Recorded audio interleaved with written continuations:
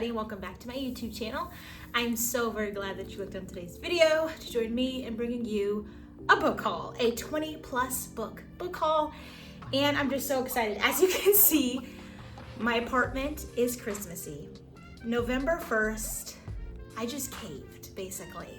I think that if you're having a hard time, you should do things that make you happy, and the Christmas season, just all of that, the holidays really makes me happy, and so I thought it would be great to do it early. And so without further ado, let's jump straight into today's dive in. I moved the camera up a little bit so we can see better. But the first book that I have here is Happy Place by Emily Henry. I have another one of her books in this stack as well that I'll talk to you guys about, but I have Beach Read from her and Book Lovers. I love both of those books, but then she has a book of like a road trip, like rekindling friendship romance. I'll put it here. I cannot remember the name. I hated that book. I think I gave it like a 1 star, but technically maybe not even 1 star. I just really didn't like it at all. And I usually like how she writes her male characters and how she writes. I enjoyed it, but that book I just didn't. And so I'm interested to see what I think about this book. And so I picked it up. I think the cover is really fun and bright and happy.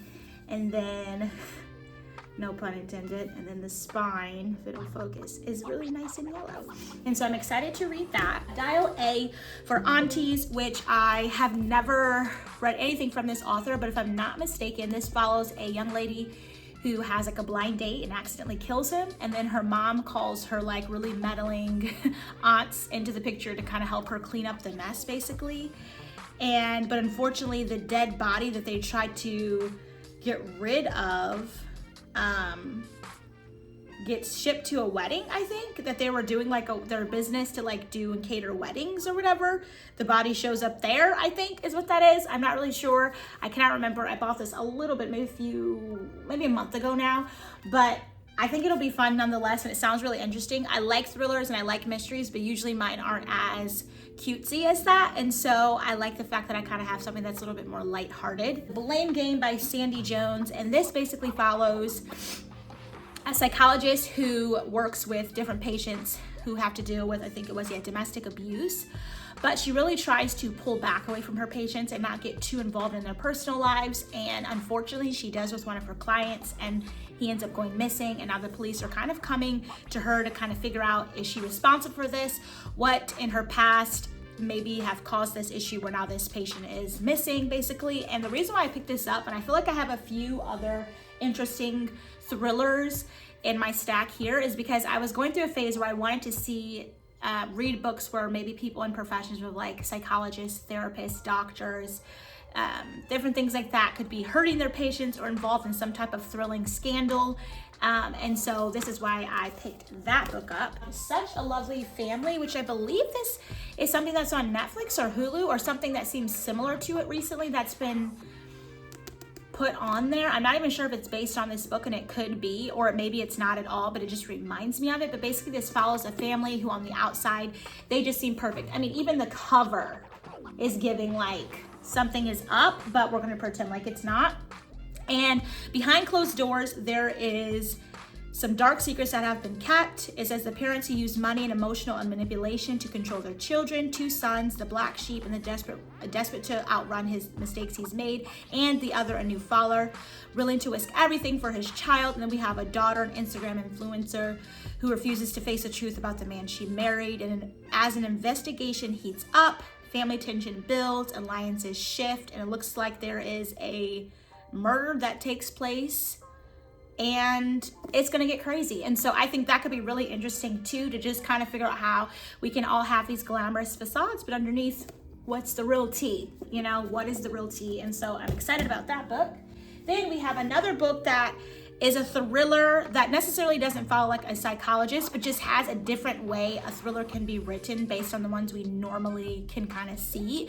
But this is called 5 Bad Deeds by Kaz Fear. I believe that's how you pronounce your name. Oh, and this one is by Aggie Bloom Thompson. This one here. But this is basically following a woman. She is I believe a single mom, a teacher. Oh no, she is a wife. She's a wife, a mom, a teacher. She's like working to get her dream home and just do all the things, living her best life. And she gets this note of someone saying people have to learn from their consequences. And basically there are these 5 situations in where this main character ruined another person's life, and now she has to basically reap the consequences of what she's done. And we're kind of figuring out, is she actually responsible for these things? Is there something she's not telling us, or is this a complete mistake? And so I think that sounds really, really good as well. The 10,000 Doors of January by Alex E. Haro. And this, I believe, yeah, I did start. I ended up getting on page 42 randomly because I picked it up and I was like, oh my gosh, I think I want to dive into this. And so I started it, but like, it wasn't when I wanted to. I was more trying to figure out if I could get into it, and then I like didn't put it down for 42 pages, but I didn't pick it back up either. I am still very highly interested in it, and basically this is following a young girl who becomes the ward of wealthy Mr. Locke, and she feels very different from all like the artifacts because he's a very wealthy man. He has great artifacts and portraits and different things around his house because the young girl, January, her father is like traveling the world collecting all of these great works of art for him. And she is then left with him under Mr. Locke's care. But she kind of feels like in a way like a prized possession, but not similar to all the stuff he has in his house. And as she's just investigating and very curious, she comes across a strange book that tells her the secret of doors, love, adventure, and danger. And for the first time, January realizes she can escape her story and sneak into someone else's. And so I think that would be really interesting to read. Super excited about that, how that will go. The Surgeon by Leslie Wolfe. Trusted surgeon, loving wife, murderer. And so basically this follows that theme that I was trying to get with some books where we have this woman who is a trusted surgeon. She is an amazing wife, and she might also be a murderer. It says, before the world came crashing down, I had it all. The successful career I dreamed of. The beautiful red brick house where I could relax in front of the fire. The handsome, devoted husband whose blue eyes and charming smile always made me feel safe. As I call the time of death, my voice is steady. My colleagues stand hushed around me, their eyes on me, confused and concerned. My hands tremble inside their gloves. I slide down the cold tile walls, my heart racing in my chest. But what choice did I have? Once I recognized him. And so what could be going on? What is she feeling? Why did she kill him? Did she kill him? Who is he? What would happen if he did recognize her, basically? And why did she recognize him? Where has she remembered him from? Like, what is the history? And so I just had to get that. I have quite a lot of the great illustrated classics. I got them when I was probably like 10 or 11 years old. And I have Little Woman, Treasure Island, Oliver Twist, Black Beauty, The Wizard of Oz, and Around the World in 80 Days. So I had all of the adventure ones, and I believe I've read through all of them as a child. Can't really remember, but I saw at Second and Charles they had A Tale of Two Cities by Charles Dickens, and so I decided to pick up a copy of this as well. I would really like to grow my collection of these because I think, first of all, they're classic in terms of they're just older books that aren't being made nowadays, and they're collector's items, but then they are great illustrated classics, some abridged versions of some really interesting books. And I would love to one day, if I have kids, to kind of have these to kind of pass down to them. And so had to pick that up. Then we got another Lucy Foley book, which I have, The Paris Apartment. That one, I don't even know how far into that book I am, but I just can't get into it. I thought I would like the multiple perspectives because usually I like books like that, but for whatever reason, I can't get into it. I want to finish it though and give it a chance, but I don't know. So I'm not sure what possessed me to pick up another one of her books. And I think this is all I have from her. But this one is The Hunting Party, and it says the beautiful one, golden couple, the volatile one, the new parents, the quiet one, the city boy, the outsider. One of these friends is a murderer and one won't make it out alive. And so that sounds a little bit more interesting versus like a group of people inside of this Paris apartment who all like secretly hate each other and now someone's missing. And so I think it's just the plot isn't as interesting to me as that sounded, and so maybe I'd like it better. Then we have a book by David Bell. I have started one of his other books, but it was a library rental. I was so into something else and didn't finish it and had to return it, and that is Bring Her Home.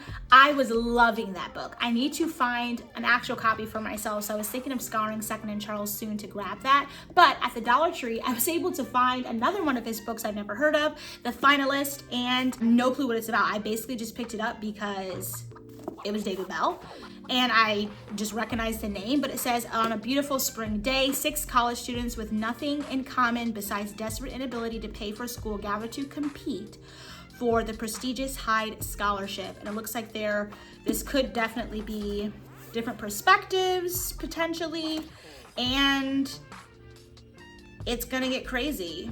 Once inside, the doors are locked behind them. The students are not allowed to leave. They spend 8 hours with a college administrator. One of the 6 finalists drops dead. So basically, it's gonna get crazy. Who's gonna get their college paid for? So I'm all here for it. I want to know the deets. Tell me the tea. Then I picked up Love at First Book, just by Jen McKinley. And this is just a cutesy little romance book about books. And I just saw the cover and wanted to pick it up.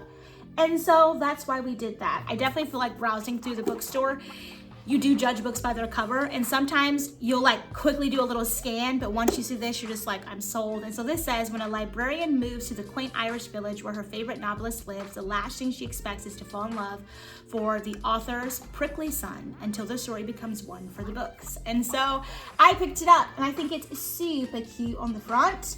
The color, the cat, we just love it. The Other Miss by Mary Kubica. I don't know how to pronounce her last name, but she's pretty popular in terms of thrillers. Like when you go to the thriller section in Barnes & Noble, you can see a lot of her books. And this says she tried to run, but she can't escape the other miss. It says Sadie and Will have just moved their family from the bustling Chicago to a small town in Maine when their neighbor Morgan is found dead in her home. The murder rocks their tiny coastal island, but no one is more shaken than Sadie. As the eyes of suspicion turn toward the new family in town, Sadie is drawn into a mystery of Morgan's death, but Sadie must be careful, for the more she discovers about Miss Baines, the more she begins to realize just how much she has to lose if the truth comes to the light. So, interesting. Did she kill her? Did her husband kill her? Who killed her? Does she know who killed her? If she says who killed her, will her secrets be laid out and splayed out? You never know. Then we got Red Rising by Pierce Brown, because I've heard a lot of people say he is one of those, I think, sci-fi-ish, fantasy-ish art authors who just knows what it is. And so had to get it, have no clue what it's about, but basically picked it up because Booktube said I had to. That's why we got that one. Stephen King, Billy Summers. This is my first ever Stephen King book. I was watching Ashlyn and her husband on Booktube. They both read it, both loved it. They love Stephen King, but they really love this book. And so I just got it. He's a horror writer. I'm not sure what the heck I was thinking because I don't read horror, but I think it was just the fact that like I genuinely like what they read when they review it and it really catches my attention. So I thought, well, why not pick it up myself? Bad people need to pay the price, and the price should be high. So we'll see. We're gonna see what it's all about, how we feel. But yes, my first ever horror novel. Then we have One Day by David Nichols. This is a movie or show now on Netflix. I love David Nichols. I found him out this year. I've already read one of his books, in the middle of another one of his books. His writing is just so beautiful, so poetic. I just love it, everything about it. And so I had to pick this up when I saw this was another book in his arsenal that he has. And it's a romance following Dexter and Emma, who've only just met. But after one day together, they can't stop thinking about one another. Over 20 years, snapshots of a relationship are revealed on the same day, July 15th of each year. And just basically seeing how their romance and life progresses, the things they go through on that day. Last, Love Note by Emma Gray. And honestly, I picked this up because it's pretty. I should be ashamed of myself that I didn't pick it up for any other reason but the beautiful cover. But then it does say 2 years after losing her husband, Cameron, Kate is a bit of a mess, lurching from one comedic crisis to the next. She does her best to navigate work, friendship, and parenting a 5-year-old without Cam's support. But when a flight divergent on a business trip unexpectedly leaves her stranded in the beach town of Australia, Kate finally has a chance to process her grief and love and so on and so forth. Which it sounds so interesting, but really the cover just drew me in because I feel like next year sitting somewhere on a beach reading this, all the vibes, I just had to. And something about romances where you kind of go to another country or another state and just happen to kind of like fall in love with just like this dreamy guy who's from somewhere else. I think that's just a romance I do really enjoy. Start with one of the Book of the Month books that I recently got, which is The Ministry of Time by Kayleen Bradley. And I got this because I saw Haley Pham talking about it, saying she loved it, and so basically I picked it up. Boy meets a girl, the past meets the future, a finger meets a trigger, the beginning meets the end. And so Picked up that. Another book that I got based on the cover and the inside page alone was The Rom-Commers by Catherine Center. Okay, first of all, gorgeous. Gorgeous. Are you kidding me? It was made for me, basically. So that's why we got it. Can't wait to read it. Another book of the month book, which is A Short Walk Around a Wide World by Douglas Westerbeck. And this book I saw when scrolling through the library of new book releases that are coming out. And so then I did the sample of the audiobook, liked it, and then picked it up for my book of the month. That came in a while ago, and I'm super happy about it. So basically it follows a young girl who has some type of condition based on, I think, like a curse, and she bleeds profusely if she stays in a place too long. And so basically she just has to travel everywhere to find a cure or to stop this madness from happening, and she can't really like commit to anyone, and it's just kind of a story of just her life and this issue she has. And so it sounds really interesting. That's why I got it. Then we have A Talent for Murder by Pete Swanson, another book of the month book that I picked up. And this is basically following, I believe it was like a newlywed librarian begins to suspect the man she married is a murderer. And so yeah, is my husband a murderer? I feel like that's something you should have figured out already. You know? Let's be smart, ladies. Be smart. Be smart.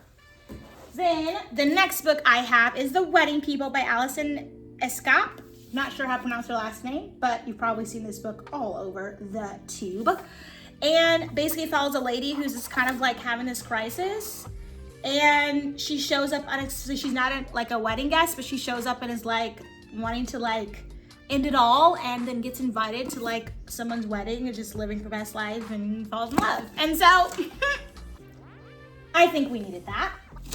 And then the very last book that you can see here is another Emily Henry, and that is Funny Story. And I think the covers she does are just really exciting. Same with like this bit here. Super cute. I think there's some lemons. But yeah, this is Funny Story by Emily Henry. You've probably heard about it, but I think it follows two different people in their friend group. Their fiancés get together, and then they're like left alone, end up being roommates, like forced proximity, and then a little romance develops. And I've heard that he is similar to Nick from New Girl, like the vibe that he gives off. And so I was like, hands down, you know I need that. Nick is a vibe. But yeah, that's gonna conclude the little book haul. That's everything. 22 books, I think it was in total, but I do really hope that you enjoyed. I hate that I feel like I'm a little bit rushy, but I do need to leave and get out of the house. But yeah, if you've read any of these, let me know down below. And what have you recently hauled? I'd love to know what it is and maybe add it to my collection, although I literally do not need it. And so yeah, I hope that you enjoyed. If you did, do not forget to give it a thumbs up, hit the notification bell, subscribe, all of the bookish things, and I will catch you in my very next video. Bye.